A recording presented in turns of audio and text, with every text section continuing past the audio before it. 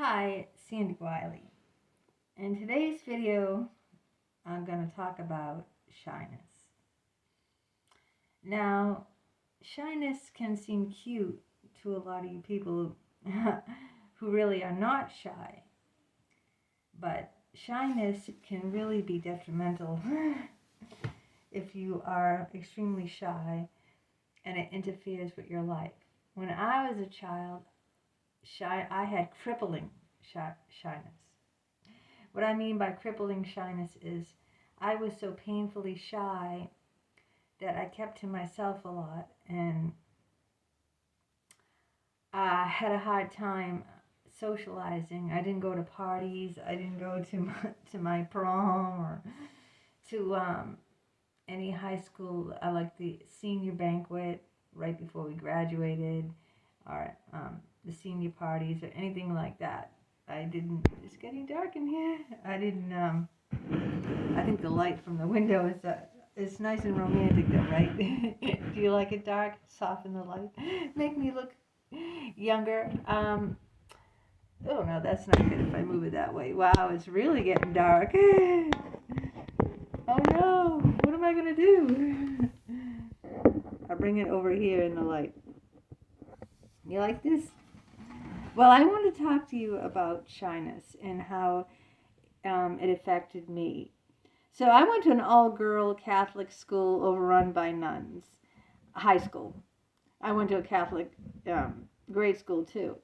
But I didn't date at all. I was a virgin. I didn't even kiss a boy until I met my husband in a community college. I went to Mass Bay Community College, and he did too, and that's where I met him. But I'll tell you how I met him. I was so painfully shy and so like, oh my God, all these boys. I felt so inferior because I was an only child. I never was around any boys my whole life. I grew up as an only child. I never had any boyfriends. I went to an all-girl Catholic school. My mother used to call me a slut just because I wanted to date. I mean, I was a virgin, mind you.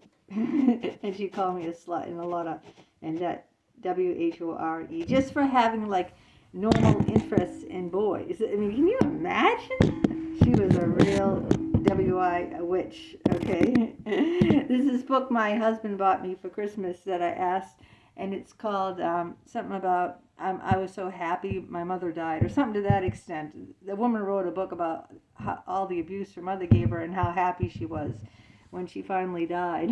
Oh, there we go. Sorry that the lighting is a little off. I just wanted to like make it dim and nice and romantic, but then the light kept fading in and out. So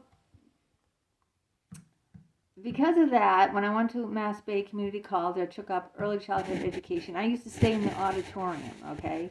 I would sit there alone in the dark auditorium and do my homework or just sit there and not, talk to anyone. I'd go to all my classes, okay? But I would not talk to anyone. I had my best friend Julia from high school came along, and she worked in the AV center so she could help with her tuition, even though Mass Bay was wicked cheap, not like a 4-year university now, mind you. So one time this guy that used to come in there, I think he practiced piano once in a while because it was really quiet. It was a big auditorium, and it'd be dark and empty unless plays were going on or people were rehearsing for plays or something like that. And he saw me sitting there all alone, and he said, "Hey, you know what? You're never going to meet anyone here. The only one you're going to be friends with is," and he pointed to like paintings of the president of the college on the wall, "is these guys here." Meaning, just the paintings, because that's all that was there. He said, "I want you to come and have lunch with me and my friends." Wasn't that nice of him? I didn't know this guy at all, and I was so shy and everything, and I forget his name. I forget what he looks like. I think he looked a little like Rob Lowe. So yeah, he took me to the cafeteria, and I sat around among a lot of people. I guess this guy was popular.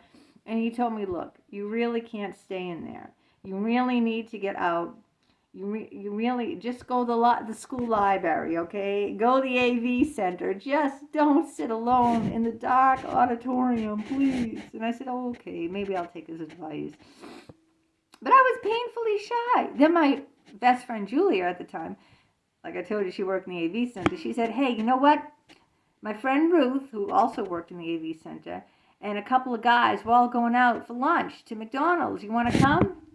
So I said, maybe I should take this guy's advice and maybe I should go, even though I'm painfully shy.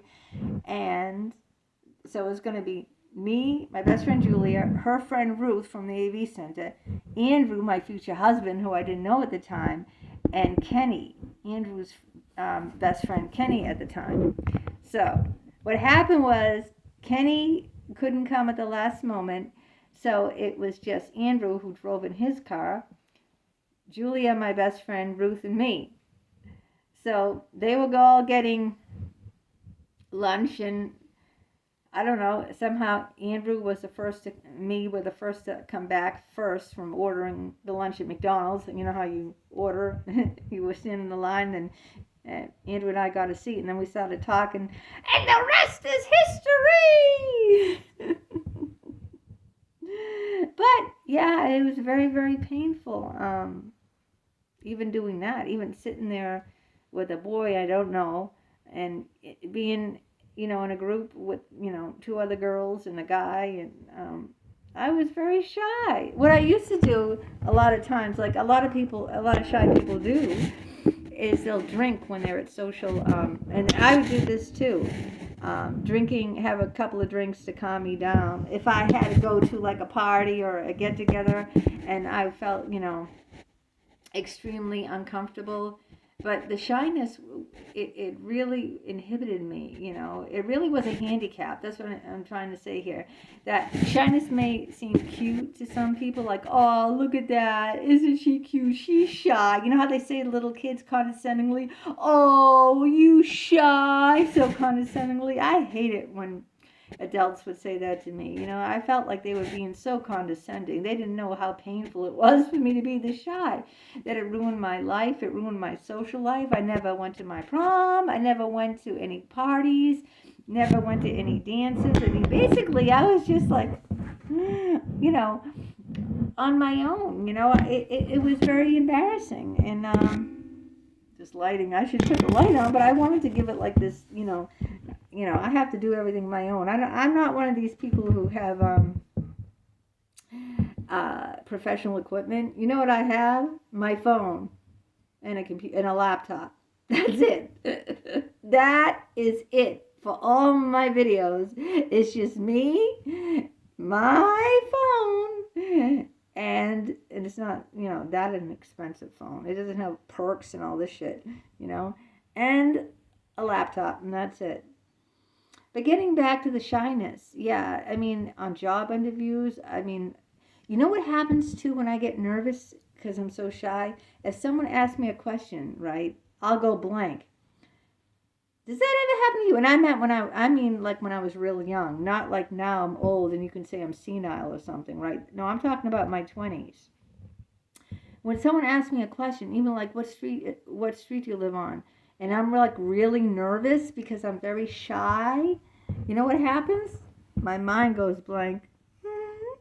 Just totally blank. And sometimes I'll forget, and it's so embarrassing because like I'll freeze like a deer in the headlights, I'll freeze and I won't, and I just won't know. What if we put this lower? You know what I mean? What if I hold it like this? What if I land? What if I see I'm Paul Revere? See the legend? Oh, man. But yeah, I would freeze. So someone asked me a question, like, where does your son live? Even today, and it has nothing to do with drinking. Like, I'd be totally sober or something. And if I'm really nervous and uptight, my mind freezes. And for that moment, I can't even remember, the answer to answer them.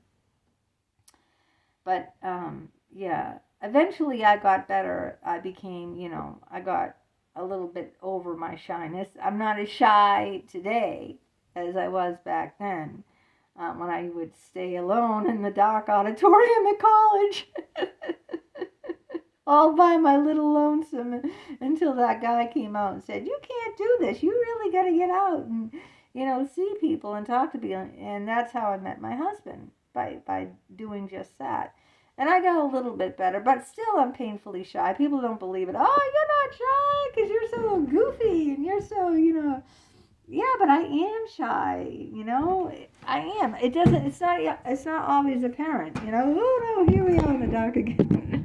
Next time I'm just gonna put on the damn light and forget about this nice romantic ambiance that I'm trying to create here that's feeling me miserable, but yeah, let me know if your shyness ever affected you, if it isolated you, if it prevented you from, socializing and going to parties and dating. What about dating and just getting to know people like that?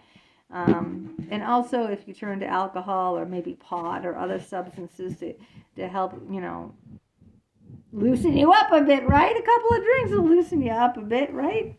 So that's it for today. I think the light is flickering out here. It's not even a real candle. It's one of those, by battery, that I think it flickers a little bit, but I don't know. Holiday thing. All right, take care until next time.